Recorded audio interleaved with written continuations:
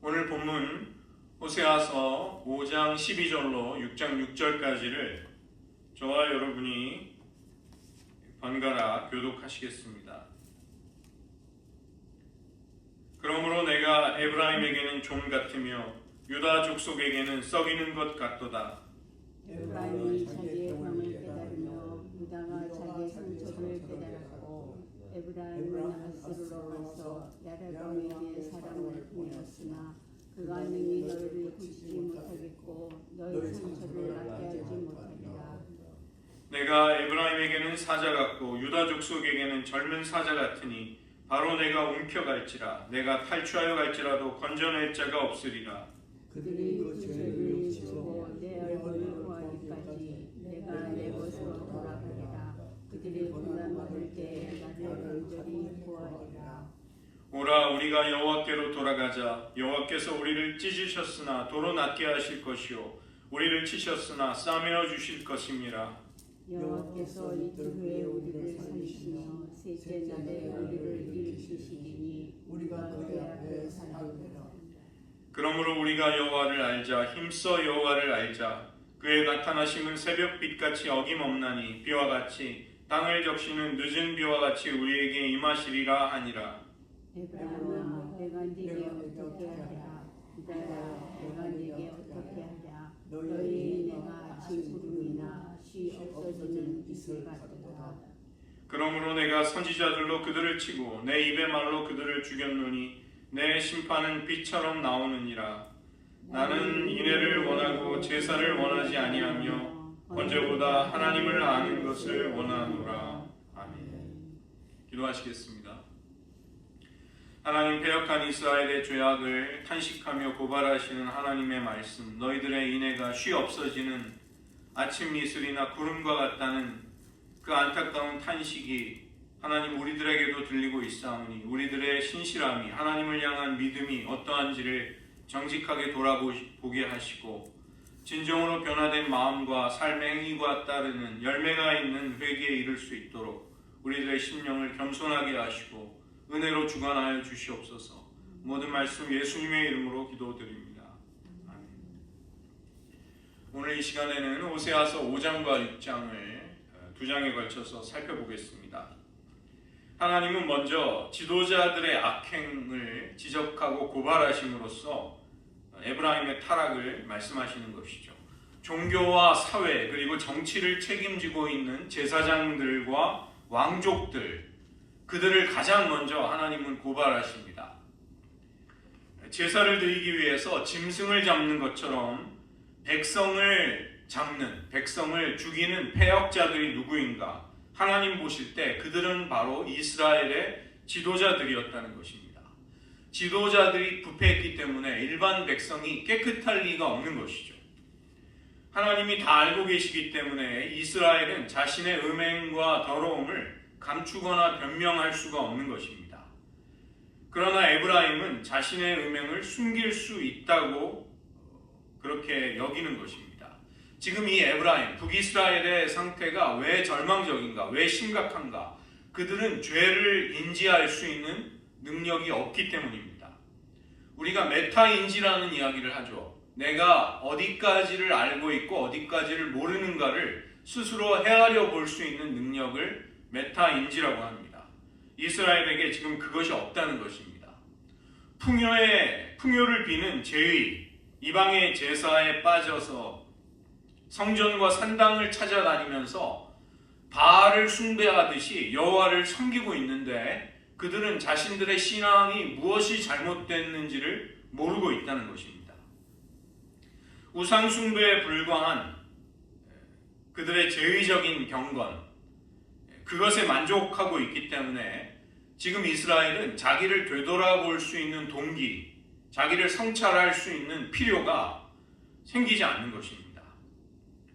에브라임은 죄의 종이 되었고 그런 자신의 처지를 이제 스스로 알아차리지 못하고 있다는 것이 너무나도 심각한 것이죠. 5장 5절을 보시면 이스라엘의 교만이 그 얼굴에 드러났다. 이 말씀은 이스라엘의 교만이 너희들 자신을 거슬러 증거한다. 너희들이 어떠한 자들인지가 똑똑히 너희들의 얼굴의 교만으로 나타난다. 이렇게 말씀하시는 것입니다.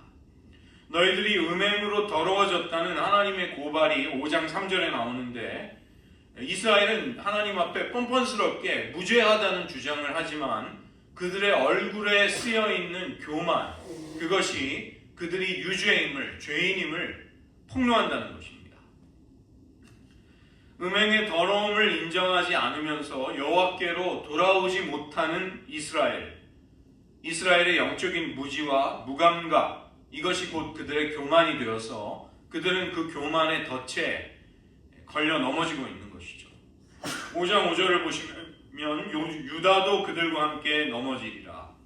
이 죄악을 저지르는 데 있어서 북왕국 이스라엘이나 남유다가 한결같고 다르지 않다는 것입니다. 이스라엘은 여호와를 우리가 알기 때문에 성소를 찾아가고 성전을 찾는 것이 아니냐 이렇게 항변을 할지라도 호세아 선지자는 여호와를 아는 것과 성소를 찾는 것은 다르다. 그것은 구별된 것이다. 이렇게 이야기합니다. 성전이나 산당을 찾아가는 제의적인 경건, 제사를 드리는 것은 여호와를 아는 지식이 없을지라도 얼마든지 할 수 있는 일이죠. 누구나 제사 규정에 따르는 양과 소떼를 끌고 가서 제사를 드리기만 하면 되는 것입니다. 그러나 이처럼 성전을 찾는다 할지라도 거기 있는 모두가 다 여호와를 만나는 것이 아니라는 것입니다. 여호와를 아는 사람들만이 그분을 만날 수 있다. 그 때문에 음행으로 더러워진 자기 백성을 하나님은 떠나시겠다고 말씀하시는 것이죠. 이스라엘은 여호와께 정조를 지키지 아니하고 사생아를 낳았으니 거기에 걸맞는 대가를 이제 치를 것이다. 세 달이 그들과 그 기업을 함께 삼켜버릴 것이다. 그 기업이라는 것은 하나님이 이스라엘에게 각 지파에게 상속으로 주신 땅을 가리키고 세 달이라는 것은 초하룻날의 축제, 절기를 가리키는 것이죠. 그러나 하나님을 알지 못하던 그들, 세 달에 즐겁게 축제의 음식을 먹고 있을지라도 그들은 기업과 함께 새로운 달에 찾아오는 파멸에 삼켜지게 될 것이다. 그렇게 말씀하십니다. 두 번째 단락으로 가면 5장 8절부터 15절입니다. 5장 8절에 나팔을 불게 되는데 여기에 이 나팔을 부는 목적이 다소 모호합니다. 그러나 이것은 전쟁의 때에 부는 나팔이라는 것이 분명한 것이죠. 유다의 공격에 대비해서 성으로 피하라는 나팔일 수도 있고 기브아와 라마 사람들에게 함께 에브라임을 치러 전쟁에 나가자는 그런 신호의 나팔일 수도 있는 것입니다. 여기 5장에 나오는 지명을 보면 예루살렘으로부터 산지를 따라서 난 간선 도로를 통해 북왕국의 중심부인 에브라임 산지로 향하고 있는 이 전쟁의 전황을 볼 수 있는 것이죠. 정조를 버리고 여호와를 배반하고 사생아를 낳은 에브라임에게 심판이 선포되는데 그것이 전쟁을 통해서 현실로 나타난다는 것입니다. 유다가 예루살렘의 북쪽 경계 베냐민 땅을 넘어서 진격을 해서 에브라임의 기브아와 라마를 빼앗는 것이죠. 이처럼 에브라임 지파와 베냐민 지파의 경계에 있는 베델, 북왕국의 성소 베델, 선지자는 그 베델을 벳아웬, 죄악의 집이라고 부르고 있죠. 이 벳아웬에도 베델에도 전쟁의 신호가, 전쟁의 나팔 소리가 들리게 될 것이다. 하나님은 정치적인 이해 타산에 따라서 다메섹과 함께 유다를 공격했던 에브라임을 폐허로 만드십니다. 그러나 에브라임에게 왜 이런 심판을 내리시는가? 그들로 깨달음을 얻도록 하시기 위함인 것입니다. 아람과 함께 연합해서 예루살렘을 공격했던 에브라임을 하나님은 징계하시지만 아수르의 침략을 통해서 북왕국 이스라엘이 위기에 처하게 되자 국경을 넘어서 침략을 하는 유다, 남유다의 행동 역시 하나님 보시기에 정당화될 수 없는 것입니다. 형제를 침략한 에브라임, 혈육을 공격하는 유다 모두가 다 하나님의 심판을 피할 수 없게 되는 것이죠. 유다는 사생아를 낳은 에브라임을 징계하는 심판의 도구도 되지만 그처럼 형제를 공격하는 유다 자신도 하나님의 심판을 받게 되는 것입니다. 에브라임의 땅을 빼앗아서 영토를 확장하려는 유다의 왕들과 정치가들, 그들을 향해서 하나님은 경계표를 옮기는 자들이다, 지계표를 옮기는 자들이다, 이렇게 말씀하십니다. 신명기 19장 14절은 땅에 하나님이 기업으로 주신 땅의 경계를 옮기는 것을 엄격하게 금하고 있습니다. 유다가 북침을 한다는 것은 이러한 하나님의 언약을 위반하는 심각한 죄악에 해당이 되는 것이죠. 11절을 보시면 에브라임은 억압을 당하고 심판을 받아서 짓밟혔다. 그가 헛된 것을 애써 좋아했기 때문이다. 이렇게 옮길 수가 있습니다. 사람의 명령이라는 것은 에브라임이 의지하는 우상과 정치적인 세력을 말하는 것이죠. 에브라임을 벌하시는 날이 오게 되자 하나님은 에브라임의 절망적인 처지를 탄식하십니다. 폭력과 불법이 에브라임에 가득 차게 되고 백성들이 억압을 당하는 것이죠. 남쪽의 국경지대를 유다가 공격을 했다면 이제 아수르가 북이스라엘을 공격하게 되는 것은 큰 전쟁이 되는 것입니다. 에브라임은 항복을 함으로써 겨우 목숨을 연명하지만 전쟁에 엄청난 치명적인 피해를 받게 되는 것입니다. 에브라임 산지를 제외한 대부분의 영토를 빼앗기게 되고 사회는 혼돈과 무질서에 빠지는 것이죠. 에브라임이 헛된 것을 쫓다가 자신들이 헛것, 아무것도 아닌 것이 되어버리는 것입니다. 12절부터 15절에 보시면 하나님이 자기의 처소로 돌아가 버리시겠다는, 떠나시겠다는 선언조차 나옵니다. 음행과 불순종이 여호와를 병의 원인으로 만든 것입니다. 원래 여호와 하나님은 이스라엘과 유다의 의사, 그들을 치유하시는 분이신데 그들의 하나님의 백성의 음행과 불순종이 바로 그 여호와를, 의사가 되시는 여호와를 병의 원인으로 만드는 것이죠.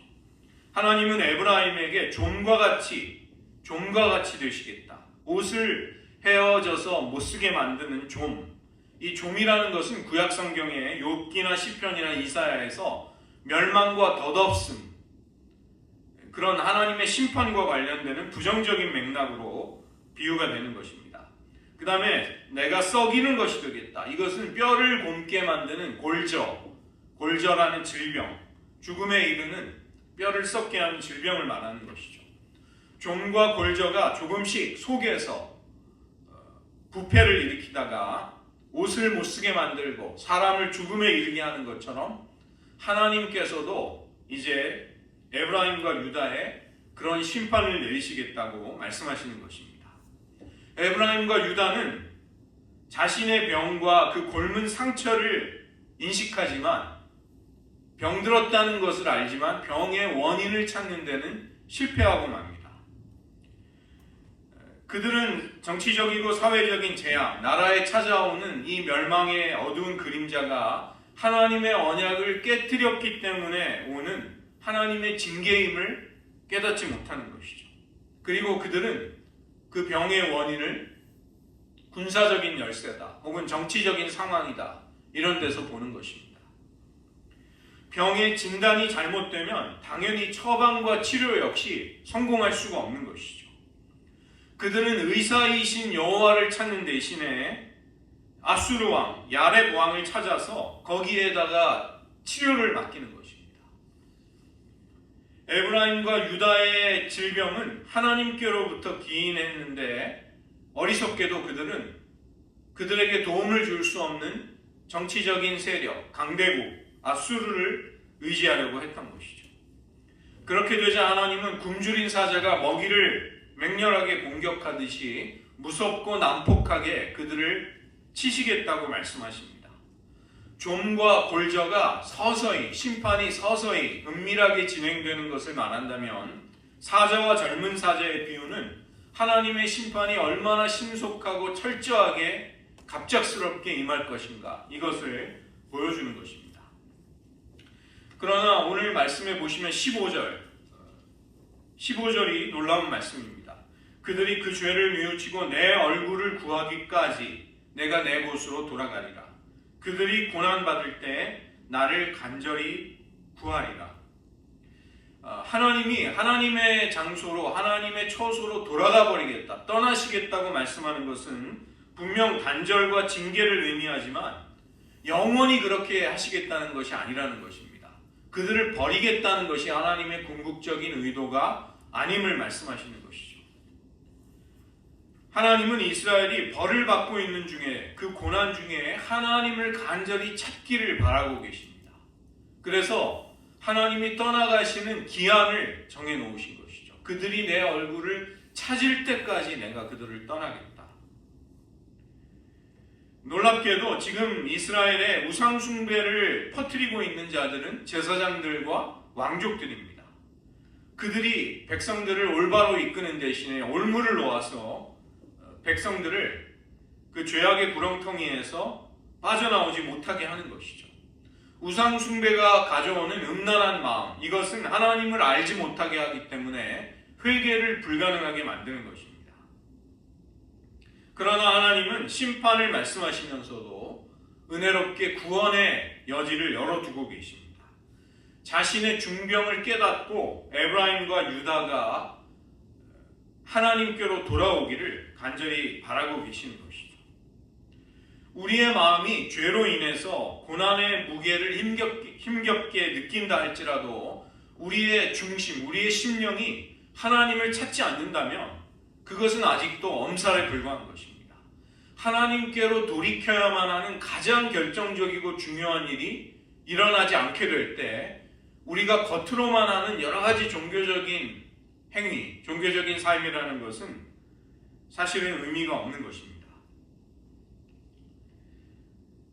이 음란한 영에 사로잡힌다는 것이 왜 무서운가? 이스라엘이 그 때문에 자신의 죄를 죄로 느끼지 못하게 되는 것이죠. 회개하는 마음이 없이 제사를 지키고만 있다면 나는 무죄하고 하나님 앞에 떳떳하다는 그런 주장을 할 정도로 그들의 심령이 뻔뻔해지는 것입니다. 우상과 하나님을, 바알과 하나님을 같이 섬기면서도 그들은 거짓된 안전에 취해 있는 것이죠. 우리의 삶이 의와 진실됨을 회복하지 않는 한 우리의 예배와 묵상은 우리의 진실을 감추는 외식의 도구가 될 수 있다는 것입니다. 이것은 굉장히 무서운 일이 되는 것이죠. 하나님께 양떼와 소떼를 끌고 와서 제사를 할지라도 하나님은 그런 이스라엘을 떠나시겠다고 말씀하십니다. 우리가 진정으로 하나님 그분에게로 돌아오기까지 무엇을 그분께 바친다고 한들 그런 재물을 하나님은 연락하시지 않겠다고 말씀하시는 것이죠. 그러나 하나님이 떠나가시는 그 침묵과 고난, 하나님의 부재를 통해서 하나님은 그들이 간절히 하나님을 다시 찾기를 원하고 계십니다. 우리 역시 우리의 교회들 그리고 이 시대, 나라와 민족을 위해 기도할 때 공동체가 죄악에 무감각해지기 전에 하나님의 마음을 깨달아 돌이킬 수 있는 은혜를 우리는 구해야 하겠습니다. 하나님의 용서에는 한계가 있고 죄를 심판하시지만 자기 백성이 다시 돌아올 수 있는 여지를 하나님은 은혜롭게 허락해 두고 계시는 것이죠. 그러나 자기 도취에 빠져 있는 신앙은 정신을 차리지 못하는 것입니다. 자기 스스로를 속이는 사람이 될 때 그런 사람은 하나님을 찾지 않게 되는 것입니다. 거짓된 만족, 헛된 소망, 절반의 가짜 평화가 혼합주의, 종교적이고 영적인 혼합주의에 물들어 있는 사람의 특징이고 경건의 모양에 취해 있는 사람들의 모습인 것입니다. 하나님께 속하지 않은 것들을 우리가 미워하고 환멸하고 적대시할 수 없다면 우리는 환상 속에 계속 머무르게 되는 것입니다. 호세아 선지자 시절의 이스라엘과 유다가 바로 그러했던 것입니다. 그들은 돌과 같은 마음, 뻔뻔하고 교만한 얼굴을 치켜들고 하나님을 찾는 자들이었습니다. 여호와를 모르기 때문에 그들은 음행에 빠져 있음에도 당당했고 떳떳하고 하나님을 섬기고 있다는 생각을 했던 것이죠. 성소를 자주 찾아 많은 제물을 드리는 것과 하나님을 진정으로 아는 것을 구별조차 하지 못했다는 것입니다. 그런 무지와 무감각함 속에 그들은 교만해졌고, 이것은 자기를 성찰하고 반성하고 회개할 수 있는 여지를 막아버리게 되는 것이죠. 하나님은 그들이 하나님을 알지 못한 채로 음행의 결과를 그들이 고스란히 받게 하심으로써 심판을 시작하십니다. 아람 왕 르신과 손잡아서 유다를 공격했던 북이스라엘 에브라임의 악행을 묵과하지 않으시고 그들을 전쟁의 발구발에 심판하시는 것입니다. 폭력과 불법이 판을 치는 나라가 되고 백성들은 억압을 당하는 것이죠. 그리고 아수르에 항복을 해서 영토를 빼앗기고 명맥을 겨우 유지하는 수준으로 나라가 점점 약해지는 것입니다.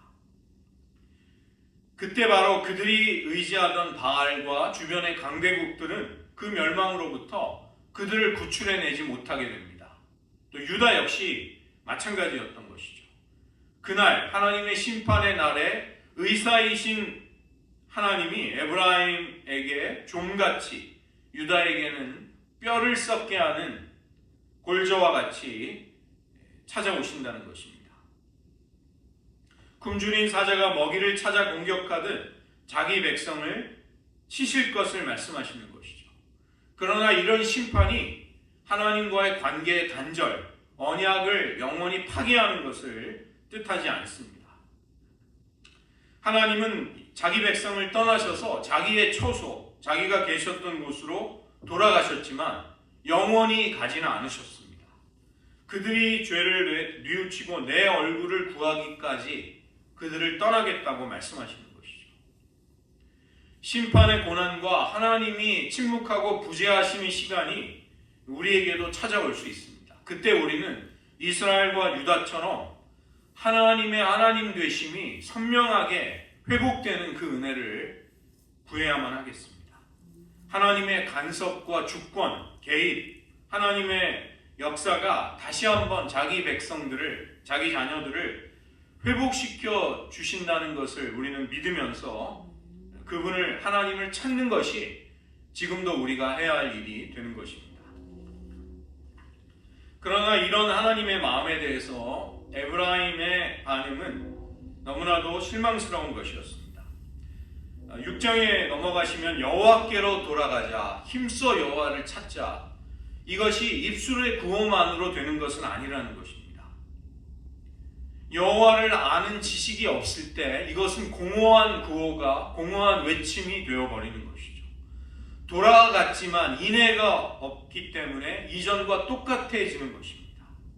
돌아가는 것이 하나님을 아는 지식으로 이어지고 확장이 될 수 있을 때만 죄악의 늪에서 벗어날 수 있게 되지만 지금 에브라임의 모습은 그것이 아니라는 것입니다. 6장 1절부터 3절은 이렇게 하나님의 떠나가심에 대해, 하나님의 부재에 대해 에브라임이 하는 반응인 것이죠. 여호와께서 구원자를 찾아 아수르로 내려가는 에브라임을 사자처럼 찢어버리고 자기 처소로 돌아가시게 되자 이스라엘은 구원을 간절히 바라면서 하나님을 찾고 있는 것처럼 보입니다. 그들은 여호와께로 돌아가면 하나님이 고쳐주실 것을 확신하는 것이죠. 이들의 돌아가자는 이 구호는 정말 하나님을 향한 신뢰의 고백처럼 들리지만 우리가 자세히 살펴보면 하나님을 아는 지식이 여기에 빠져있는 아주 피상적이고 얄팍한 고백인 것을 알 수가 있는 것입니다. 이들이 왜 돌아가려고 하는가? 근본적인 병을 치료받기 위해서가 아니라, 하나님과의 관계를 회복하기 위해서가 아니라 위기에서 벗어나기 위해 그들은 그렇게 하려는 것이죠. 돌아가기만 한다면 여호와께서 무조건 병을 고쳐주실 것이다. 현재의 환란이 하나님께로부터 왔음을 인정하지만 이스라엘의 의사가 되신 여호와께서 어떤 연유이든지 상관이 없이 우리들을 고쳐주실 것이다. 왜 하나님께서 자신들에게 좀과 썩이는 것, 그렇게 고통을 주고 계시는지 그들은 관심을 가지지 않는다는 것입니다. 하나님께 돌아올지라도 죄에 대한 자신의 고난에 대한 진정한 반성이나 이해가 여기에는 빠져 있는 것이죠. 이스라엘이 고난 중에 간절히 찾기만 한다면 여호와는 은혜를 주실 것이다. 이렇게 그들은 확신하고 있는 것입니다. 이틀 후에 셋째 날에, 이것은 아주 짧은 기간을 가리키는 히브리식의 표현인 것이죠. 금방, 하나님이 금방 우리를 용서하시고 회복시켜 주실 것이다. 여호와께로 돌아가기만 한다면 즉각적으로 우리가 기대하는 구원이 올 것이다. 이들은 우리가 돌아가는 것이 구원의 주체가 된다, 회복의 원인이 된다, 이런 생각을 하는 것입니다. 하나님은 그들이 돌아가는 데 있어서 거기에 부차적인 종속적인 요소밖에는 되지 않는 것이죠. 우리가 돌아가니까 하나님은 당연히 은혜를 주셔야 한다. 이것이 그들에게 깔려있는 생각이었던 것입니다. 이제 이스라엘이 여호와께로 돌아가기 때문에 그에 상응해서 자기의 처소로 떠나버리신 하나님께서도 다시 성전으로 돌아오실 것이다. 여호와를 아는 지식이 없었던 이스라엘은 마치 여호와 하나님을 그들이 숭배하던 바알과 같이 이방의 신들처럼 여기고 있는 것입니다. 우리가 여호와를 알자, 힘써 여호와를 알자, 이 자체로는 아주 흠이 없는 정말 좋은 신앙 고백처럼 보이고 있습니다. 그러나 여호와를 알지 못하는 까닭에 여호와께로 돌아갈 수 없었던 이스라엘, 그들이 그분을 알자고 권면하고 있는 것이죠. 마치 너희들이 여호와를 아는 지식이 없다는 호세아의 고발과 책망을 겸손하게 받아들인 것처럼 보일 수도 있는 것입니다. 그러나 뒤따르는 이스라엘의 고백은 그들이 힘써 알고자 했던 여호와가 이름뿐인 여호와임을 보여주는 것이죠. 하나님의 일하심을, 하나님의 활동을 주기적으로 반복이 되는 자연현상에 그들은 비교하고 있는 것입니다. 어둠이 지나면 새벽빛이 반드시 올 것이 아니냐. 그처럼 얼굴을 숨기셨던 하나님이 때가 되면 반드시 우리에게 나타나실 것이다. 하나님이 왜 숨으셨는가? 그리고 왜 다시 나타나시는가? 하나님의 심판과 구원을 그들은 이해하지 못한 채 주기적인 당연히 찾아오는 자연현상처럼 기대하고 있는 것입니다. 그분은 비와 같이, 땅을 적시는 늦은 비와 같이 우리에게 복을 주기 위해 당연히 오실 것이다. 이스라엘이 하나님에게서 기대하는 것은 하나님의 긍휼과 용서, 하나님과의 사랑의 관계의 회복이라기보다는 가나안 사람들이 숭배했던 바알과 아세라가 가져다 주던 풍요였던 것이죠. 풍요와 이 땅의 축복, 비와 같이, 땅을 적시는 늦은 비와 같이 하나님의 축복이 다시 우리에게 임해서 우리를 번성하게 할 것이다. 우리를 풍요롭게 할 것이다. 그러나 하나님은 진정으로 원하는 것을 말씀하십니다. 그것은 바로 인애와 하나님을 아는 참된 지식이었던 것이죠. 언제나 돌아가기만 하면 다시 만날 수 있다는 이 자신감 넘치는 이스라엘의 고백, 하나님은 그것에 깊이 탄식하시는 것입니다. 알맹이가 빠진, 진심이 빠진 피상적인 돌이킴, 이것이 하나님을 고통스럽게 하는 것이죠. 이들이 하나님께 돌이키는 것에는 철저하고 지속적인 태도가 빠져 있는 것입니다.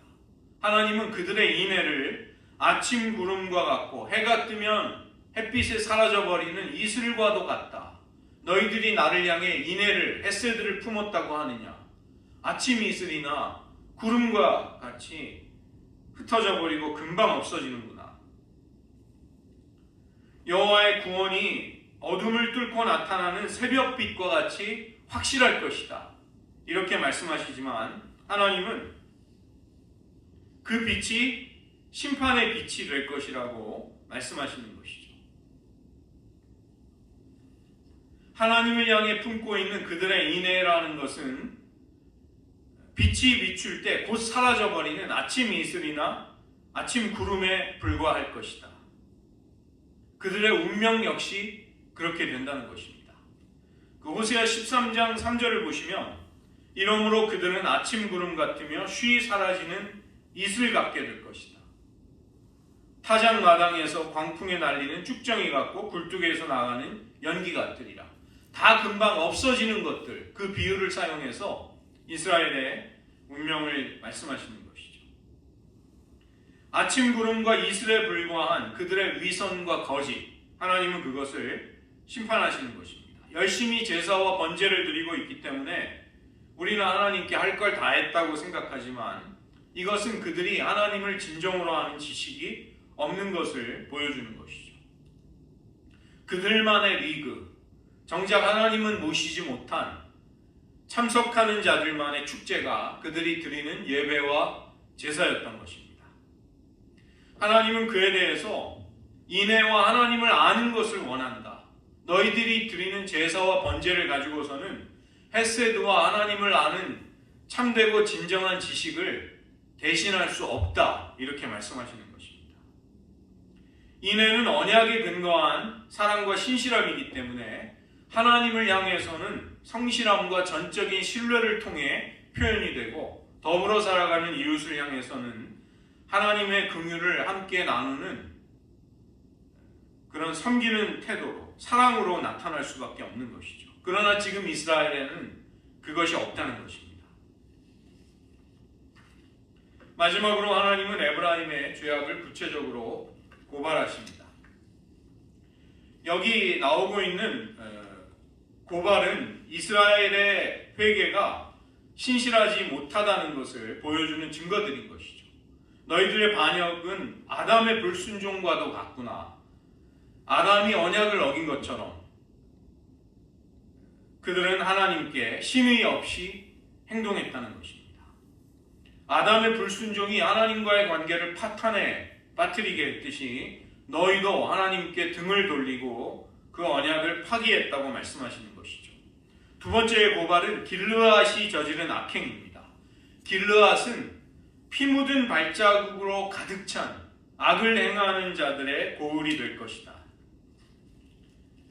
길르앗은 원래 요단 동편을 가리키는 지명입니다. 그러나 이 길르앗은 무죄한 피가 흘려져서 그 억울한 피가 가득 묻혀진 성읍, 끔찍한 하나님의 재앙과 저주를 불러오는 곳이 되었다는 것입니다. 여기 악을 행하는 자라는 것은 무죄한 피를 흘려서 그 피가 공동체의 저주를 불러오는 그런 사람들이 많은 고을, 그것을 말씀하는 것이죠. 사회적이고 정치적인 불의와 폭력이 가득 차서 억울한 사람이 피를 흘리고 희생당하는 그런 사회. 세 번째의 고발은 제사장들의 사악함입니다.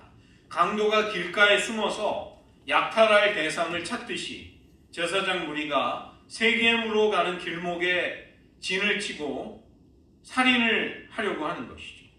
10절에 가증한 일, 이 가증한 일은 히브리어 지마, 이것은 근친상 간의 끔찍한 수치스럽고 끔찍한 악행을 의미하는 것입니다. 제사장들의 성적인 타락, 그것을 포함하는 것이죠. 이스라엘 전체가 음행으로 더러워진 것입니다. 그 다음에 유다를 향한 심판을 선포하십니다.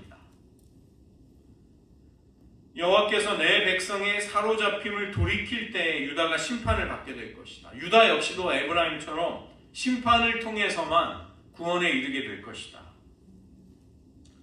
지금 이스라엘은 하나님께로 돌아오기를 기다리시는 그 하나님 앞에 우리가 힘써 여호와를 알자, 힘써 그분에게로 돌아가자라고 서로에게 권유하고 있습니다. 그러나 하나님 보시기에 그들의 회개에는 진정한 마음이 담겨있지 않는 것이죠. 그 증거가 무엇인가? 그들의 삶이 하나도 달라지지 않았다는 것입니다. 하나님은 우리의 가장되고 꾸며낸 겉모양의 회개에 속지 않으십니다.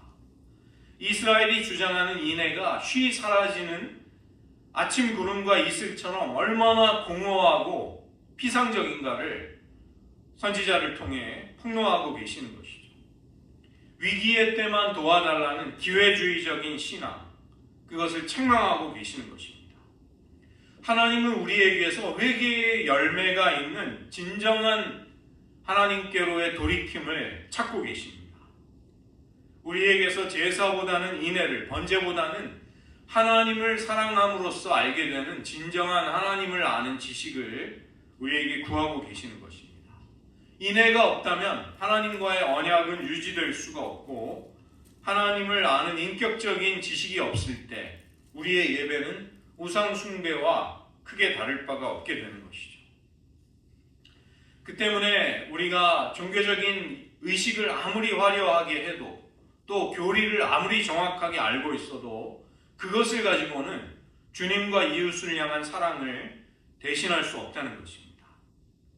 하나님과의 끊어진 영적인 교제를 회복하는 것이 가장 중요한 일이었던 것이죠. 그러나 이스라엘은 꾸지람을 받았을 때 마음을 바꾸지는 않고 있습니다. 우리가 돌아가기만 한다면 치유될 것이다. 저녁이 되면 아침빛이 찾아오듯이, 이른 비와 늦은 비가 때에 따라 내리듯이 하나님의 용서가 하나님께로 돌아가기만 한다면 저절로 자동적으로 올 것이다. 그런 모습 속에 그들은 자신들이 얼마나 중한 병에 걸렸는지를 모르고 있었던 것이죠.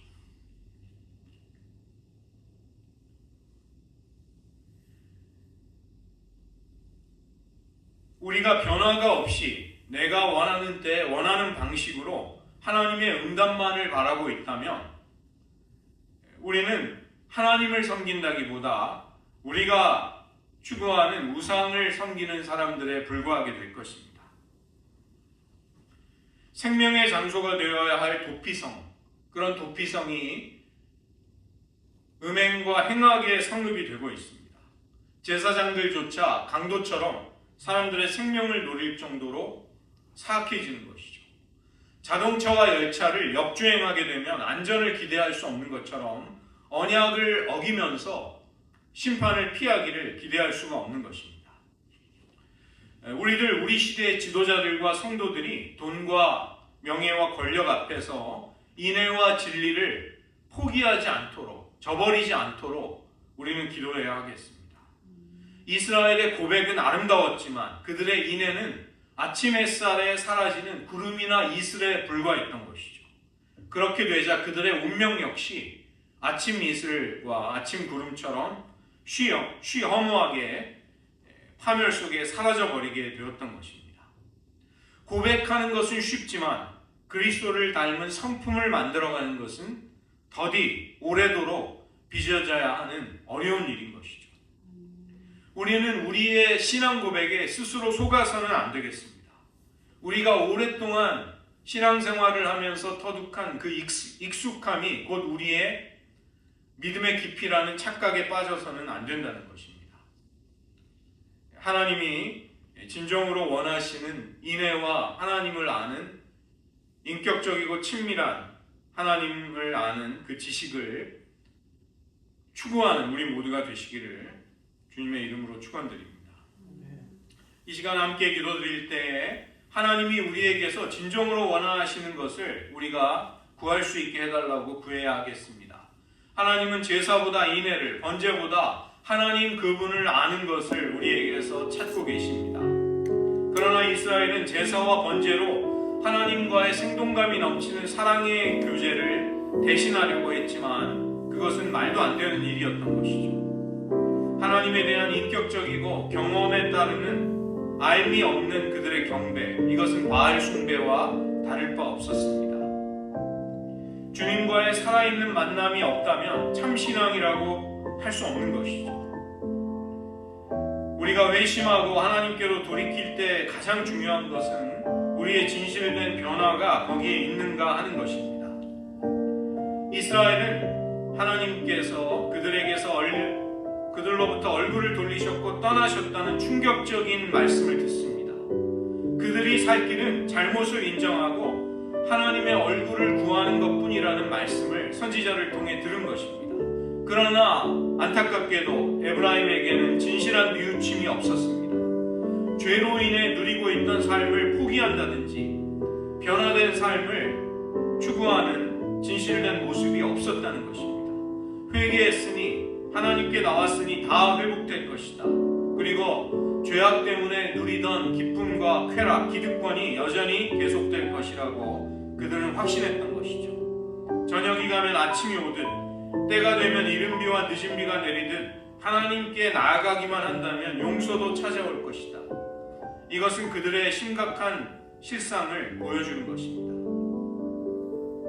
이스라엘의 고백은 아름다웠지만 그들의 인애는 아침 햇살에 사라지는 구름이나 이슬에 불과했던 것이죠. 이 시간 저희들 기도할 때 하나님, 우리들의 삶이 진실되고 삶이 변화되는 그런 심령을 가질 수 있도록 하나님의 긍휼을 이 시간 구하기를 원합니다. 아무리 소망이 없어 보이는 우리 시대의 교회들을 보시면서도 하나님은 결코 우리를 버리시지 않고 계십니다. 너희들이 다시 나의 얼굴을 찾을 때까지 내가 잠시 너희를 떠나리라. 하나님은 이스라엘을 향해 그렇게 말씀하셨던 것입니다. 저희를 이 시간 기도할 때 다시 하나님, 우리들 겸손히 여호와의 얼굴을 찾을 수 있게 하여 주시옵소서. 우리에게 주시는 고난과 어려움 속에 깨닫고 우리에게 인애와 하나님을 아는 지식을 간절히 찾고 계시는 그 사랑의 아버지께로 돌이킬 수 있도록 해달라고 이 시간 기도해 주시기 바랍니다. 특별히 우리의 자녀들과 젊은 세대들 많이 하나님을 떠나 있습니다. 그들에게도 하나님께로 돌아올 수 있는 은혜를 주시기를 이 시간 잠시 기도하겠습니다.